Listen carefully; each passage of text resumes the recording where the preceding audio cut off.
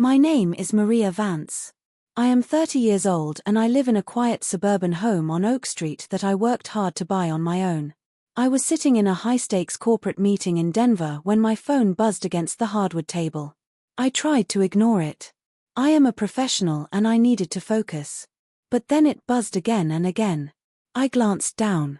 The notification on the screen was simple, but it made my stomach drop. Motion detected, living room. That was impossible. I live alone. I was 2 states away. I slid my phone into my lap and opened the security camera app. My heart stopped. There, standing inside the sanctuary I had built with my own money, were my parents and my younger brother Finn. They weren't just visiting. Finn was holding a sledgehammer. My father was holding a tape measure against my hydroponic garden wall, the one thing in that house that brought me peace. I turned the volume up just enough to hear them. "We can knock this wall down by tonight," Finn said, pointing at my plants. "It's perfect for the content studio." "Are you sure, honey?" my dad asked, looking at the structural beam. Then my mother spoke, delivering the sentence that ended our relationship forever. She waved her hand dismissively at my home. "Just do it. Maria won't make a scene. She never does." I stared at the tiny screen. My hand didn't shake. My breathing didn't hitch. A cold, hard calm settled over me. She was right about one thing. I wouldn't make a scene. I was going to make a war. But before I tell you how everything flipped, like and subscribe. Drop a comment. Where are you watching from? My name is Maria Vance. I am 30 years old. I closed the security app on my phone. But the image of Finn holding that sledgehammer was burned into my retinas. My hands were trembling, not from cold, but from a rage so hot it felt like fever. I was sitting in the back of a taxi heading to the Denver airport, but my mind was already back in my living room watching them plan the destruction of my life. I needed to do something. I couldn't just sit there and stew in my anger for a 3-hour flight. I needed facts. I needed ammunition. I pulled my laptop out of my bag. The taxi hit a bump and the computer jostled on my knees, but I steadied it. I opened a blank spreadsheet. I stared at the white grid for a moment, the cursor blinking at me. I named the file the ledger. It was time to look at the truth. For years, I had told myself lies. I told myself I was a good sister. I told myself I was a supportive daughter. I told myself that families help each other, and since I was the one with the corporate job and the steady income, it was my duty to help. But looking at that security footage, hearing my mother say, "Maria won't make a scene," shattered those lies. They didn't see me as a helper. They saw me as a bank account. I started typing. I went back 5 years. That was when Finn had decided he was going to be an influencer. I remembered the first big ask. He had come to me with big shiny eyes talking about a camera that would change his career. Item 1, Sony Alpha camera and lens kit. Date, August 12, 2020. Cost, $3,200. I remembered that day. I had just gotten a bonus at work. I wanted to put it into my retirement fund. But my mom had called me. She said, "Maria, your brother has such talent. He just needs the right tools. Don't you want to see him succeed, or do you want him to struggle forever?" She made it sound like if I didn't buy the camera, his failure was my fault. So, I bought it. He used it for 2 months, then got bored and said he needed a drone instead. Item 2, DJI drone package. Date, November 2020. Cost, $1,500. I typed it in. The numbers look stark in black and white. Then there was the emergency rent incident of 2021. Finn had moved into a luxury apartment he couldn't afford because he said the lighting was better for his brand. 3 months in, he was facing eviction. My dad had called me that time. He was crying. My dad never cries.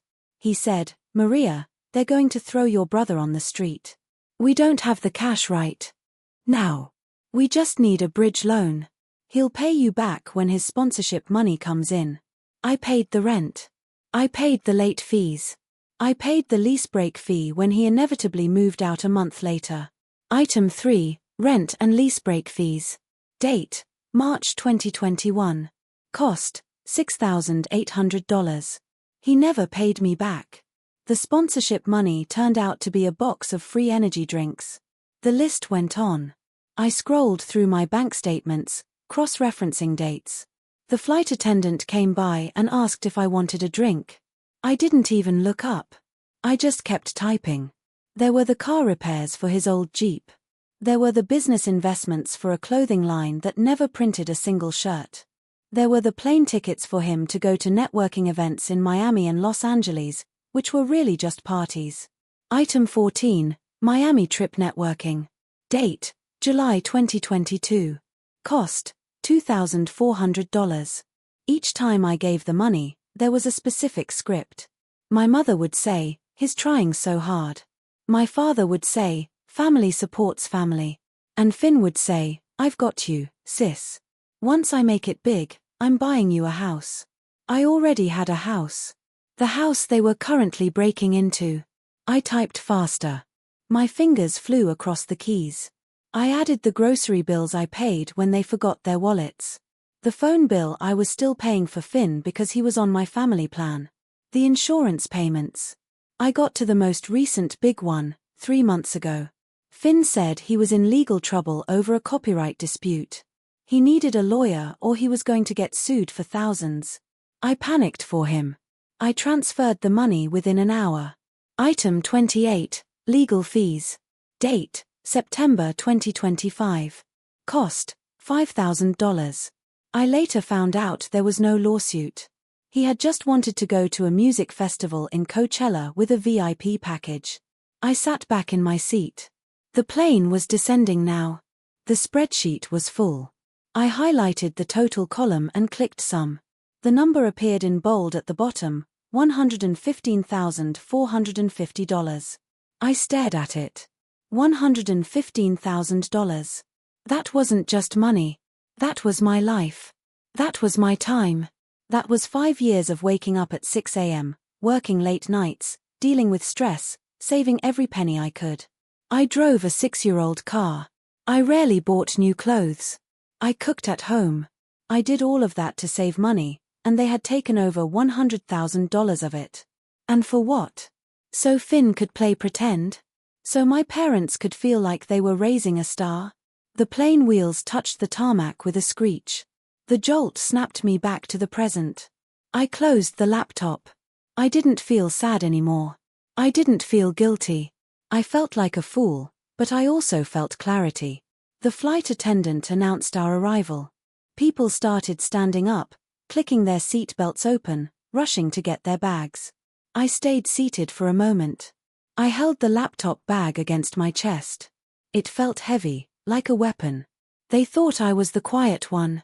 They thought I was the endless well they could draw from. They thought I wouldn't make a scene. They had no idea what I was bringing home to them. As I walked through the terminal, dragging my carry-on suitcase behind me, a heavy realization settled over me. It wasn't just about the money. The spreadsheet was just the physical proof, but the rot went deeper. I walked past families greeting each other at the arrival's gate. I saw a father hugging his daughter, spinning her around. I saw a mother wiping chocolate off a toddler's face. They looked happy. They looked connected. I realized then that I didn't have a family. I had a board of directors and I was the primary investor. I thought about my hydroponic garden. It might sound silly to some people. A wall of plants growing in water and nutrients inside a house. But to me, it was everything. I built that garden 3 years ago right after a bad breakup. I needed something to nurture. I needed something that would grow if I treated it right. Plants are simple. If you give them light and water, they grow. They don't lie to you. They don't ask for money. They don't promise to pay you back and then go to Miami. That garden was my peace. It was the one corner of the world where I had total control. I spent hours there checking the pH levels of the water, pruning the basil and the lettuce, watching the tomatoes turn from green to red. And now Finn wanted to tear it down. Why? Because he needed a blank wall for his videos. And my parents agreed. That was the part that hurt the most. It wasn't Finn's selfishness, I expected that. It was my parents' betrayal. They knew how much that garden meant to me. They had seen me tending to it. They knew it was my sanctuary. But the moment Finn wanted it, my needs vanished. Maria won't make a scene. My mother's voice echoed in my head again. I realized I had trained them to treat me this way. It's called fawning. I learned about it in therapy years ago, but I never thought it applied to my family. Fawning is when you try to avoid conflict by being helpful, by being agreeable, by having no needs of your own. I had spent my whole life fawning. When I was 10 and Finn broke a vase, I cleaned it up so he wouldn't get in trouble. When I was 16 and my parents forgot to pick me up from soccer practice because they were watching Finn's baseball game, I walked home and told them it was fine. I said I liked the exercise. When I was 25 and they borrowed my tuition money to pay off Finn's credit card debt, I took out student loans and said I understood. I thought if I was good enough, if I was helpful enough, if I gave enough, eventually they would love me the way they loved him.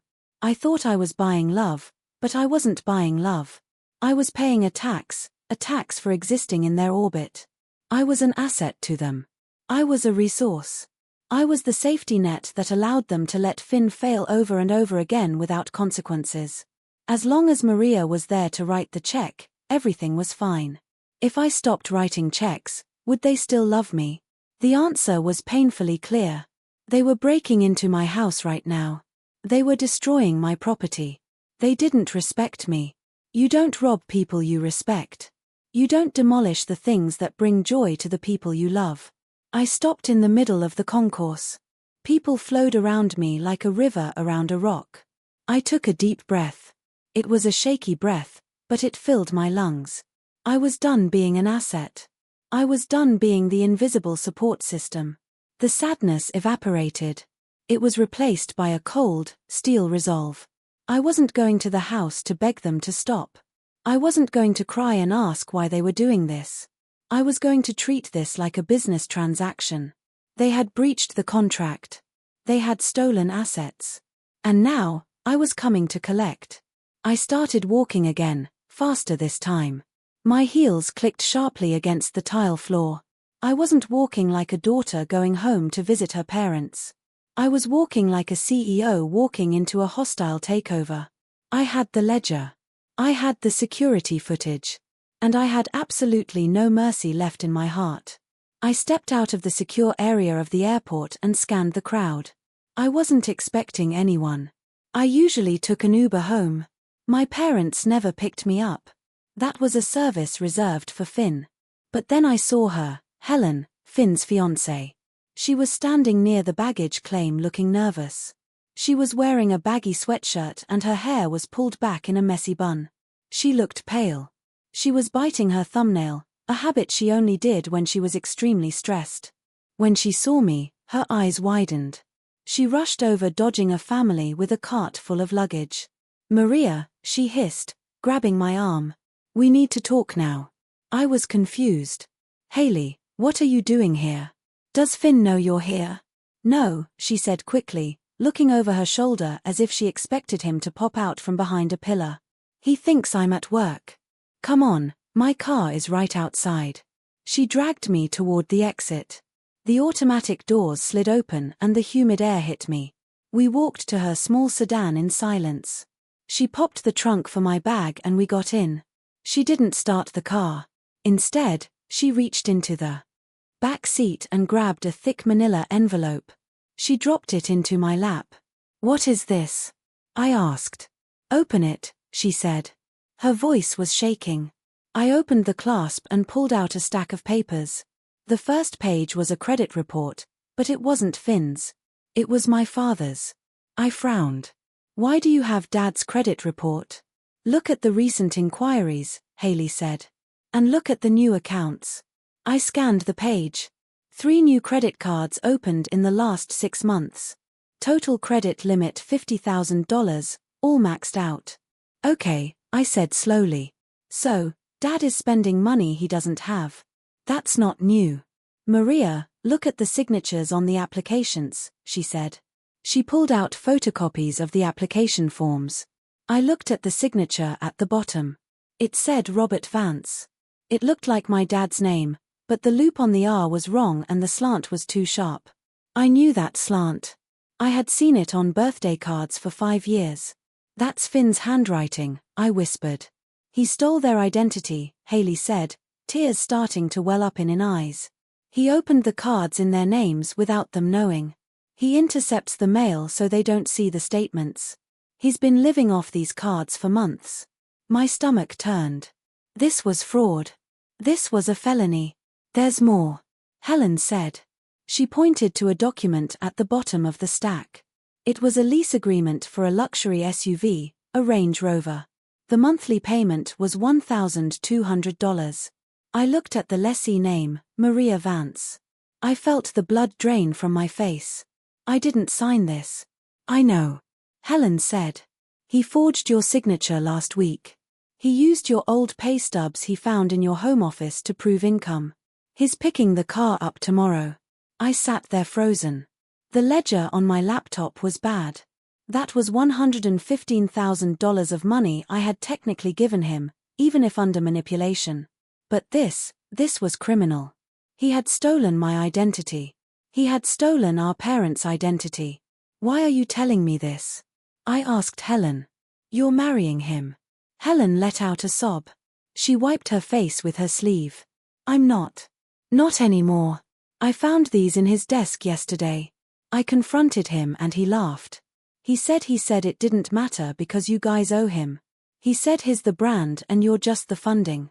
She looked at me, her eyes red and raw. Maria, he's a monster. He's going to ruin all of you. He's already ruining your house right now. He told me he's tearing down that garden wall because the green reflects bad on his skin tone for the camera. I gripped the papers in my hand. The paper crinkled under my fingers. He's at the house now? I asked. Yes, with your parents. They're setting up for a grand reveal livestream tonight. He's going to stream the demolition of your garden. He wants it to be a viral moment. A viral moment. Take me to my car, I said. My voice was deadly calm. I parked it at the long-term lot. Maria, what are you going to do? Helen asked, starting the engine. I'm going to give him his viral moment. I said. I'm going to give him a show he will never forget. Haley drove me to the lot. I got into my own car. I placed the envelope of evidence on the passenger seat next to my laptop. I had the financial abuse. I had the identity theft. I had the fraud. The war had just escalated. It wasn't just a family dispute anymore. It was a crime scene, and I was the lead investigator coming to close the case. I drove toward my house. It was a 40-minute drive from the airport, but it felt like 5 minutes. My mind was racing, planning every step, every word. I turned off the main road and into my neighborhood. It was a quiet suburban street, nice lawns, big trees. I worked hard to afford this neighborhood. I loved how peaceful it was. But as I turned the corner onto my street, the peace was gone. I didn't pull into my driveway. I parked 3 houses down behind a neighbor's large van. I cut the engine and just watched. My house was lit up like a stadium. There were floodlights set up on the front lawn. There were cables running from the front door out to the yard. It looked like a film set. I saw 2 guys I didn't recognize carrying equipment in through my front door. Strangers in my house. Then I saw it. Lying on the wet grass near the curb was my armchair. It wasn't just any chair. It was my grandmother's armchair. It was a vintage velvet wingback chair. It was the first piece of furniture I ever refinished. I had spent weeks sanding the wood and reupholstering the fabric. It was my favorite place to read. It was thrown on its side in the dirt. One of the legs was sticking up in the air. A bag of fast food trash was resting against it. Something inside me broke, and then it hardened into concrete. They hadn't just moved my brother in. They were erasing me. They were taking my space, my memories, my comfort, and throwing it in the trash to make room for Finn's ego. I grabbed my bag. I grabbed the laptop. I grabbed the envelope Helen gave me. I checked my phone. 6:45 p.m. Helen said the livestream was starting at 7 p.m. I had 15 minutes. I stepped out of the car. The evening air was cool. I smoothed down my blazer. I fixed my hair. I wasn't going to look like a victim. I wasn't going to look like a frantic, hysterical woman. I was going to look like the owner. I walked down the sidewalk. My heels clicked on the pavement. Click, click, click, like a countdown. As I got closer, I could hear music pumping from inside my house. Bass-heavy, obnoxious music. In my quiet sanctuary, I saw my father come out the front door. He was carrying a box of my books, my classic novels, my first editions. He dumped them into a recycling bin by the garage. My heart hammered against my ribs, but I didn't stop. I didn't run. I just kept walking. I reached the edge of my driveway. My father looked up and saw me. His face went pale. He dropped the empty box. "Maria," he stammered, you're not supposed to be back until Sunday." "Plans changed," I said. My voice was steady. I didn't look at the books in the bin. I looked him dead in the eye. "Move. Now, honey," he started, putting his hands up. "Don't get upset. We were just doing a little reorganizing. Finn has a big opportunity." I said move, I repeated. I didn't raise my voice. I didn't need to. He stepped aside. He looked terrified. He had never seen me like this. He was used to the Maria who apologized. The Maria who fixed things. The Maria who fawned. That Maria was dead. She died when I saw my grandmother's chair in the mud. I walked up the front steps. The door was wide open. Inside, the house was unrecognizable. My furniture was pushed against the walls or gone entirely. Professional lights were set up on tripods. A green screen was partially set up in the hallway. And there, in the living room, was Finn. He was standing in front of my hydroponic wall. He had a sledgehammer in his hand. He was talking to a camera that was mounted on a ring light. My mother was standing behind the camera holding a reflector to give him better lighting. "What's up, guys?" Finn shouted using his fake influencer voice. "We are live. Tonight is the night. We are transforming this boring old space into the ultimate content house. And the first thing to go is this ugly plant wall behind me." He swung the sledgehammer, lightly tapping the glass tank. "Finn," my mother hissed, pointing at the door. Finn turned around. He saw me standing in the entryway. For a second the room went silent. The music was still thumping but nobody spoke. Finn grinned. It was a nervous, arrogant grin. "Oh, hey sis. You're back early. Perfect. You can be in the stream. Chat, this is my sister Maria. She's helping me out with the renovation." He pointed the camera at me. "Say hi to the fans, Maria." I looked at the camera lens. I looked at the red live light blinking.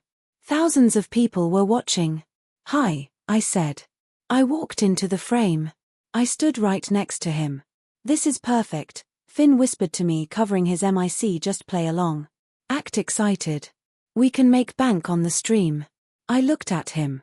I smiled. It was a sharp, dangerous smile. "I'm not here to celebrate, Finn," I said. Loud enough for the microphone to pick up clearly. "I'm here to evict you." I opened my laptop. I opened the envelope. The show was about to begin. "Evict me?" Finn let out a laugh. It was a loud fake sound that bounced off the walls of the living room. He turned his back to me and looked directly into the camera lens, flashing that signature bright white smile. He spent $3,000 on money I had loaned him, of course. "Guys, my sister is such a joker," he said to the live stream. He winked. "She's got a dry sense of humor. That's why we love her. Maria, come on. Tell the chat you're just roasting me. It's a prank, right? A welcome home prank." He reached out and grabbed my shoulder. His fingers dug into my blazer. It wasn't a hug. It was a warning. He was squeezing hard, trying to physically steer me out of the frame. "Just play along," he hissed in my ear. His voice low so the microphone wouldn't pick it up. "Don't embarrass me. There are 3,000 people watching." I looked at his hand on my shoulder, then I looked at his face. I didn't see a brother. I saw a stranger who had been picking my pockets for half a decade. I shrugged his hand off. I did it violently enough that he stumbled back a step. "I am not joking, Finn," I said. My voice was clear. I projected it the way I did in board meetings. I wanted every microphone in the room to pick it up. And this isn't a prank. I am the owner of this property. You are trespassing and I am evicting you. My mother stepped out from behind the lighting rig. She was wearing her camera-ready outfit, a nice blouse and heavy makeup. She looked terrified, but her eyes were furious. Maria, she snapped. Stop this immediately. You are tired. You just got off a plane. You aren't thinking clearly. She tried to step between me and the camera, waving her hands to block the view. Cut the feed, Finn. Just cut the feed. No, I said. I stepped around her. Don't cut the feed. You wanted an audience, right? You wanted to show everyone the process of building your empire. Well, let's show them how you really funded it. I walked over to the large monitor Finn had set up the chat. It was connected to his main computer tower. I placed my laptop on the table next to it. My hands were steady. I felt a strange cold calm. I pulled the HDMI cable out of his computer and jammed it into the side of my laptop. The screen flickered. The image of Finn's face disappeared. In its place, a giant stark white spreadsheet appeared. The ledger, the font was size 72. It was impossible to miss. What is that? My father asked. He had been standing by the kitchen holding a celebratory beer.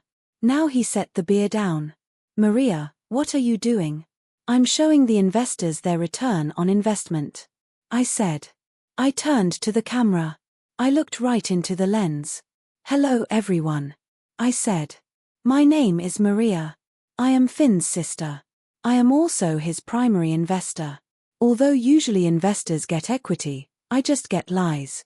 I pointed to the screen. Finn tells you he's a self-made entrepreneur. I said. He tells you he built this channel from nothing with his own grit and grind.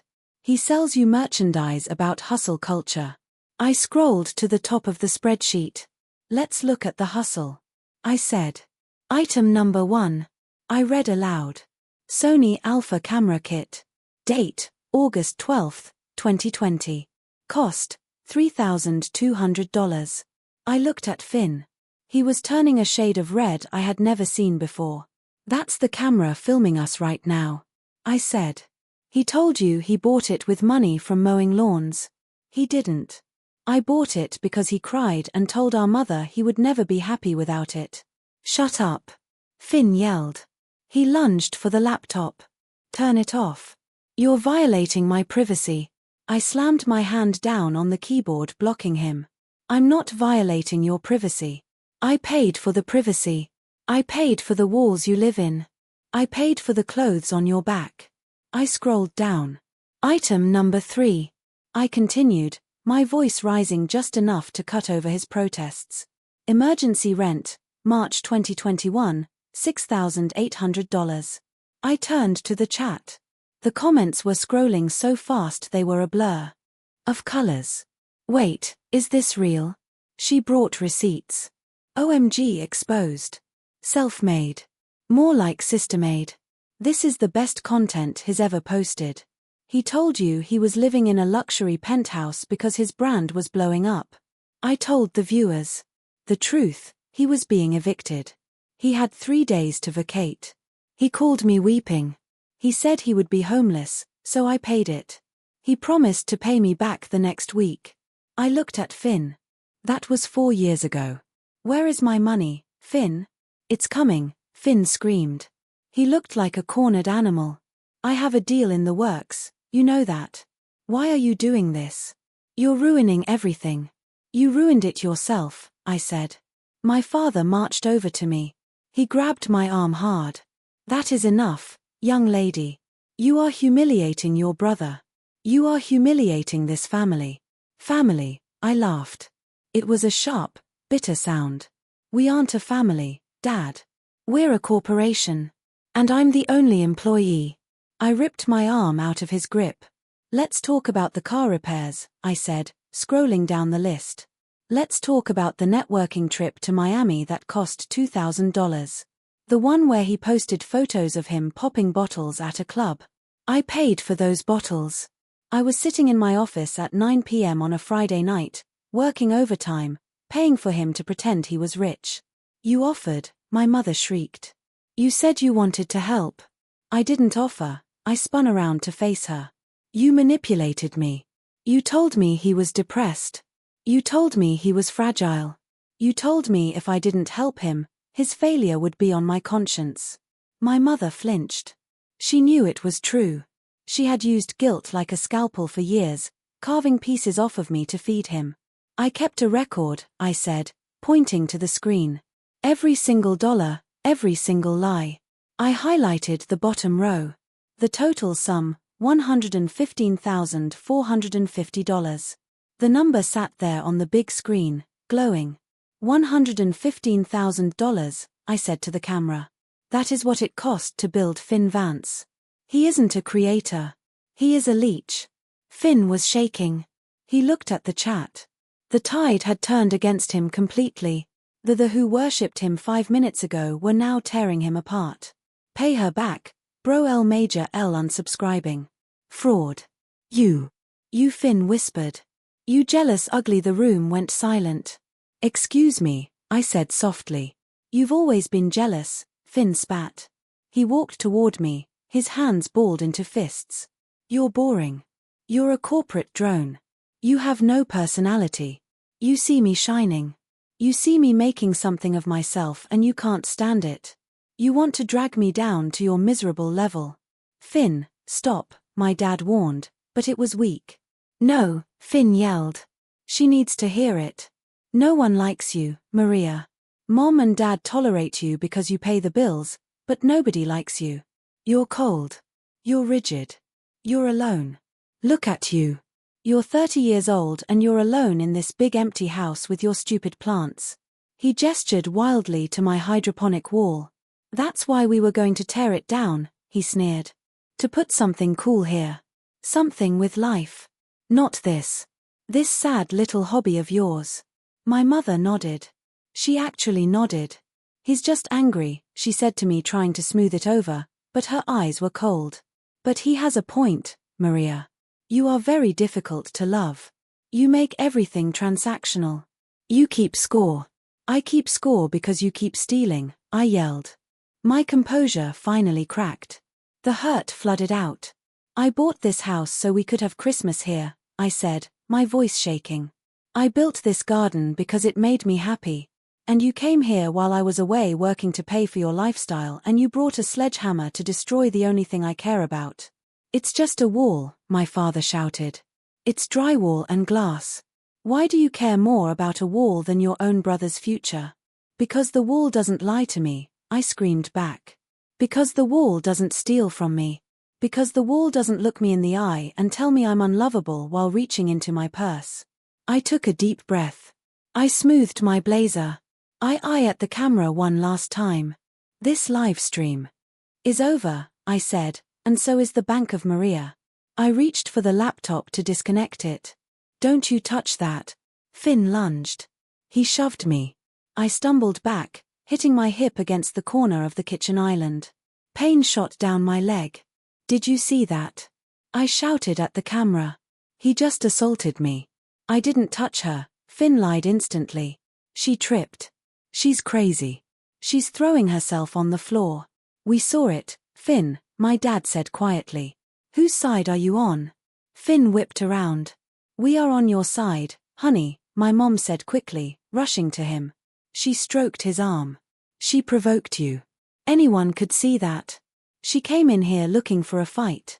She turned to look at me, her face twisted with disgust. Are you happy now? She asked me. You've made a spectacle. You've ruined the evening. You are so selfish, Maria. You have always been selfish. I stood up straight. The pain in my hip was throbbing, but it focused me. Selfish. I repeated. I have given you everything. I have given you a decade of my life. I have given you my savings. I have given you my sanity. You gave us money, my mother said dismissively. That's easy. You never gave us warmth. You never gave us support. Support is not letting your son rob you blind, I said. He didn't rob you, my mother screamed. He borrowed. Families borrow. And now you are treating him like a criminal. He is a criminal, I said. Oh, stop it, Finn groaned. I'm not a criminal. I'm late on some payments. Big deal. You're blowing this way out of proportion. I looked at the three of them, a united front. The gaslighting was absolute. In their reality, I was the villain. I was the mean sister hoarding her wealth, refusing to help the golden child. In their reality, tearing down my wall was a favor to me. I realized then that words would never work. I could show them a million spreadsheets. I could scream until my throat bled. They would never hear me. They were committed to the lie, but I wasn't just armed with a spreadsheet. I looked toward the front door. I had heard a car pull up a moment ago. I had heard a car door slam. I'm not the one who thinks he's a criminal. I said softly. What are you talking about? Finn snapped. Just get out of the frame. I need to do damage control with the chat. I'm talking about the person who gave me the rest of the evidence. I said. The front door handle turned. The lock clicked. Everyone froze. Who is that? My mother asked. Did you call the police? Not yet. I said. The door swung open. The cool night air swirled into the heated, angry room. Helen stepped inside. She looked different than she had at the airport. At the airport, she looked scared. Now standing in the doorway of the house that was currently being broadcast to the world, she looked like an executioner. Finn's face dropped. Helen. I stepped back. I had fired the first shot with the ledger. I had exposed the financial abuse, but the war wasn't over. Helen was holding the nuclear option. You invited everyone to watch, Finn. I said, my voice deadly quiet. So let's give them the full show. I motioned to Helen. Come on in. The silence that followed was heavier than the sledgehammer on the floor. Evict me. Finn laughed, but the sound was brittle. He glanced at the camera, then back at me. Guys, she's such a joker. Maria, stop trying to ruin the vibe. We're creating content here. He reached out to grab my shoulder, trying to shepherd me out of the frame like I was a nuisance. I took a step back. I didn't shout. I didn't scream. I just looked at the lens of the camera, directly into the eyes of the 3,000 people watching. My name is Maria Vance. I said clearly. I own this house. I did not give permission for this renovation, and I did not give permission for my brother to move in. I looked at the chat scrolling on the screen behind Finn. It had been moving fast with emojis, but now it slowed down. People were typing things like, wait, is this real? She looks serious. This is awkward. Is this a skit? It's not a skit, I said, answering. The screen. I opened my laptop and placed it on the small table they had set up for their equipment. I plugged the HDMI cable from their monitor into my computer. The screen behind Finn flickered and then my spreadsheet appeared, the ledger. What are you doing? My mother snapped. She stepped out from behind the lights. Maria, stop this immediately. You are embarrassing us. You are embarrassing your brother. He embarrassed himself when he stole from me, I said. I scrolled to the top of the list. For 5 years, I said to the camera, I have supported Finn. I paid for the camera filming this stream. I paid for the trip to Miami where he claimed he got this sponsorship. I paid his rent. I paid his legal fees. I started reading the numbers aloud. August 2020, camera equipment $3,200, never repaid. March 2021, emergency rent to stop eviction, $6,800, never repaid. July 2022, fake business investment, $2,400, never repaid. Finn's face turned bright red. He tried to stand in front of the screen to block the numbers. Turn it off, he yelled. This is private family business. You're crazy. She's crazy, guys. I have the bank statements to prove every single line, I said, my voice cutting through his panic. Total stolen by my family, $115,000. The chat on the screen was exploding now. OMG, receipts. She brought receipts. L for Finn. Pay your sister back, bro. My father stepped forward. His face was dark with anger. That is enough, Maria. You are ruining his career. Do you know how hard he has worked for this audience? You are being selfish. We are family. We share. We don't share, I said, looking at my dad. I give, you take. That's not sharing. That's theft. We raised you. My mother screamed. She was crying now, tears streaming down her face, ruining her makeup. We gave you everything, and this is how you repay us, by humiliating us on the internet. I'm not humiliating you. I said. I'm just telling the truth. If the truth is humiliating, that's your fault, not mine. The room was thick with tension. The air felt heavy, like it does right before a thunderstorm breaks. Finn was pacing back and forth, running his hands through his hair. My parents were huddled together, looking at me with pure hatred. They looked at me like I was a stranger, and then the front door opened again. Everyone turned. Helen walked in. She was still holding the car keys. She looked small in the doorway, but her eyes were fierce. She walked straight into the living room, into the harsh glare of the studio lights. Helen. Finn said, looking confused. Babe, what are you doing here? Tell her. Tell her she's being crazy. Helen didn't look at him. She looked at me. She nodded once. Then she turned to face Finn.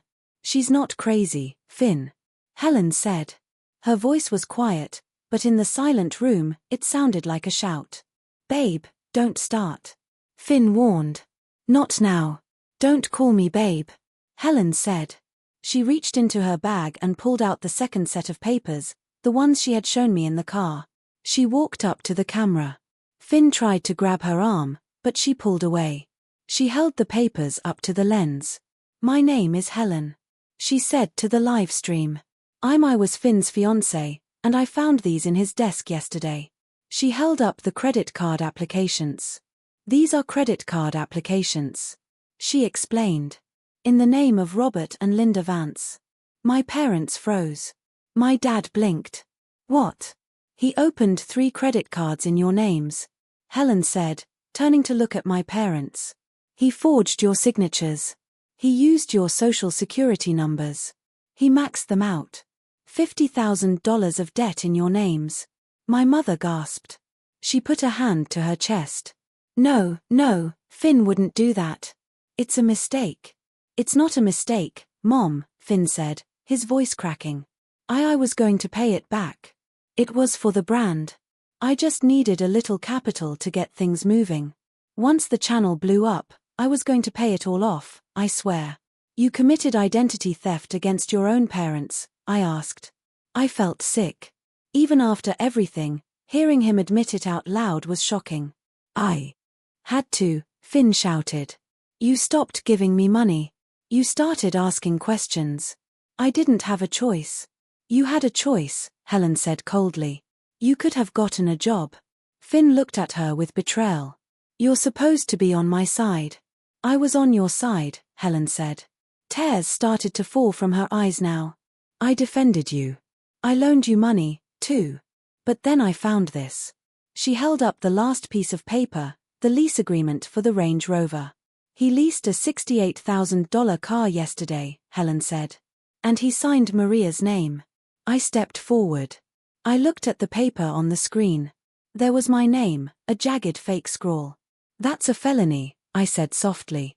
The room went dead silent. The only sound was the hum of the computer fans and the distant traffic outside. My father walked over to Finn. He looked old. Suddenly, he looked very, very old. He took the credit card papers from Helen's hand. He looked at the signature. You stole my identity, my dad whispered. I have an 800 credit score. I've worked 40 years for that score. Dad, it's temporary, Finn pleaded. I was fixing it.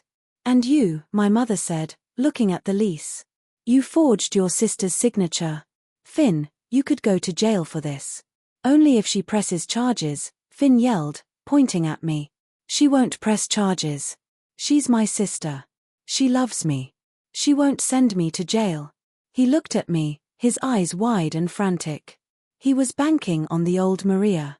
He was banking on the Maria who cleaned up the broken vase, the Maria who paid the rent, the Maria who fawned and fixed and smoothed things over. Maria, Tell them. Finn begged. Tell them we'll work it out. Tell them to cut the stream. I looked at him. I looked at the brother I had loved, the brother I had protected. I saw a stranger. I saw a thief. I saw a parasite who would eat me alive until there was nothing left but bones. I looked at the camera. I looked at the chat. It was moving so fast now it was a blur. I'm sorry, Finn. I said. I picked up my phone. I dialed 3 numbers, 911. Maria, no, my mother screamed. She lunged at me trying to grab the phone. Put it down. Don't you dare. He is your brother. I sidestepped her. I put the phone to my ear. Hello. I said into the receiver. I would like to report a fraud in progress and a trespassing. I am at 424, Oak Street. The bomb had dropped. The explosion was here and I was the only one standing in the blast zone who wasn't afraid anymore. The minutes while we waited for the police were the longest of my life.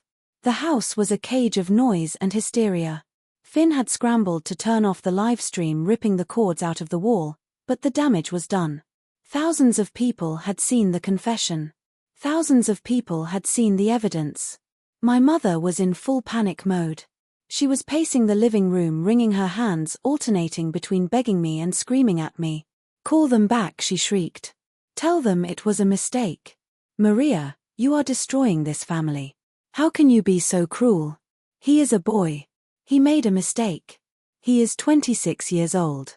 I said, standing by the door blocking the exit. He is a man and he committed crimes. He stole from us, my father yelled at my mother. Linda, did you hear what the girl said? He put 50 grand on my name. We're going to lose the house. We can't pay that. We will figure it out, my mother yelled back. We always figure it out, but we do not call the police on our son. She turned to me, her eyes wild. Maria, please, I will pay you back. I will take a second mortgage. Just tell the officers to go away. You can't take a second mortgage, Mom, I said calmly. Your credit is ruined. Finn ruined it. Shut up, Finn screamed from the corner. He was sitting on the floor, his head in his hands. Just shut up. You're enjoying this. You've always been jealous of me. You're jealous because Mom and Dad like me better. The words hung in the air. You're jealous because Mom and Dad like me better. It was the quiet part said out loud. The truth we all knew, but never spoke. You're right, I said. They do like you better. They love you so much they let you become a criminal. They love you so much they helped you rob me. Their love didn't help you, Finn. Their love ruined you. I saw the flashing lights reflect against the living room window. Blue and red, blue and red. They're here, Helen said quietly. She was standing by the window, her arms crossed tight over her chest. She hadn't moved since she dropped the papers. I opened the front door before they could knock. 2 officers stood there, a man and a woman. They looked serious. We got a call about a disturbance and fraud, the female officer asked. Yes, I said. I'm the homeowner. My name is Maria Vance. That man inside is my brother, Finn Vance. And that woman is his fiancée, Helen.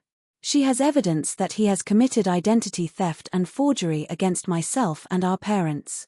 I stepped aside to let them in. The moment the police walked into the living room, the energy shifted. My mother stopped screaming. She went instantly silent, her face pale as a sheet. My father sat down heavily on the sofa, looking at his hands. Finn looked up. He looked like a trapped animal. What's going on here? The male officer asked, looking around at the lights, the cameras, and the sledgehammer still lying on the floor. He didn't mean to, my mother stammered. It's a misunderstanding, officer. Just a family squabble. It is not a squabble, I said clearly. I want to press charges for the forgery of my signature on a vehicle lease. And I believe my father needs to file a report for the credit card fraud. The officer looked at my dad. Sir, is that true? My dad looked up. He looked at Finn. Finn was mouthing the word please. My dad looked at me. He looked at the ledger on my laptop screen. He looked at the wall Finn had been about to smash. The wall of my house, which I paid for, which I owned. He took a deep breath. Yes, my dad said. His voice broke. Yes. He opened accounts in my name without my permission. Dad, Finn screamed. You're selling me out. You sold me out first, son, my dad said, tears leaking from his eyes. You sold us all out. The officers moved in. They asked Finn to stand up. They put his hands behind his back. The sound of the handcuffs clicking shut was the loudest sound I had ever heard. Click, click. You have the right to remain silent, the officer began. Mom, do something, Finn yelled as they walked him toward the door. Don't let them take me. Maria, tell them to stop. I'm sorry, I'll fix it. I'll delete the channel. Just don't let me go to jail. I watched him go. I didn't feel happy. I didn't feel triumphant. I felt a deep hollow sadness. But beneath the sadness, there was relief. It was finally over. The bleeding had stopped. The door closed behind them. The silence that rushed back into the room was deafening. My mother turned to me. Her face was twisted into a mask of pure venom. I hope you're happy, she hissed. You just sent your brother to prison. You are evil. You are a cold, heartless. I didn't send him to prison, I said. His actions sent him to prison. I just stopped paying for his ticket. Get out of my house, I said. My mother blinked. What? Get out, I repeated. Both of you take your things, take the trash you brought in, and leave. I don't want you here. You can't kick us out, my father said. We're your parents. You're not my parents, I said. You're his accomplices. You stood there and watched him plan to destroy my home. You told him I wouldn't make a scene. You watched him steal from me for years and told me it was my duty. I walked over to the front door and held it open.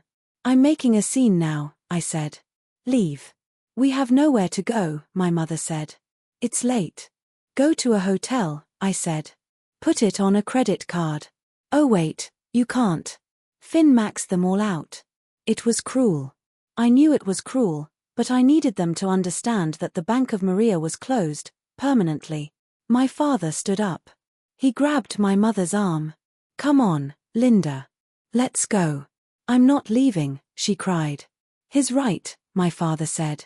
He looked at me with a strange expression. It wasn't anger anymore, it was shame. We shouldn't be here. They gathered their coats. My mother grabbed her purse. She stopped in the doorway and looked at me one last time. You have no family left, she said. I hope you enjoy being alone in this big house with your stupid plants. I will, I said. Because for the first time in my life, I'll be safe.